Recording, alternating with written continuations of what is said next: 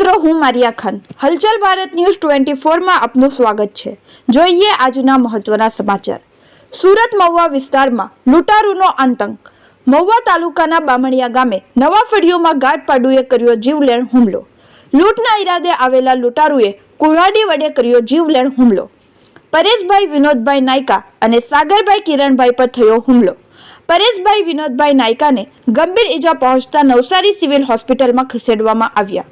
સોનાની બુટ્ટી, પાયલ, મંગળસૂત્ર, હાથના કડા સહિત દાગીના અને રોકડ રકમની કરી લૂંટ.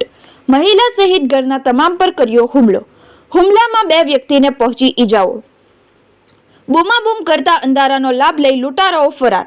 ઘટનાની જાણ મહુવા પોલીસને થતા તાત્કાલિક ઘટના સ્થળે સુરત ગ્રામ્ય એલસીબી અને મહુવા પોલીસ ઘટના સ્થળે તપાસ હાથ ધરી.